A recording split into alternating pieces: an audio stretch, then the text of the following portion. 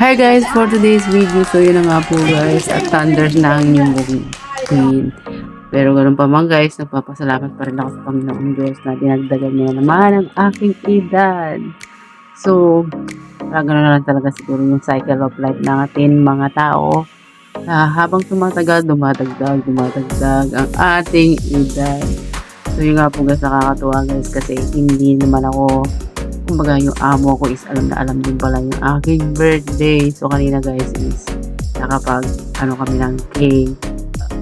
So binaya ko ng cake with pa-flower pa guys.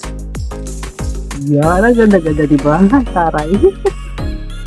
So yun po guys. Tapos siyempre 45 years old na ako. Gusto ko medyo mayroong memory siya dahil sarado. 45 sabihin baril. Pero ayun po. Kaya naman napag-isipan ko bumili ng mga ganyan lobo-lobo. So first time ko bumili ng mga lobo-lobo para sa akin. So ayan.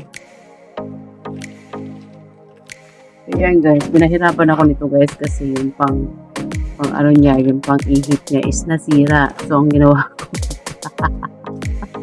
nagmano-mano ako guys kasi wala akong choice, hindi ko siya mabubuo. Hindi ko makikita yung number na 45 pag hindi ko ginawa yun guys. Ayan. So ayan po guys. Hindi ko mabubuo yung 45 na number kung hindi po gagawin yung ganong bata. Nakaloka, pero ganun po mga guys. Salamat po sa mga bumati. Hindi ko na po kayo isa-isahin. Nakakatuwa kasi nakaraos na naman ang ating buhay. Sana more birthday po pa ang sumapit sa ating lahat. So yun po guys, hanggang sa muli. So feeling ko sexy ako ngayon guys kasi pero bigo lang yun guys. Walang make up.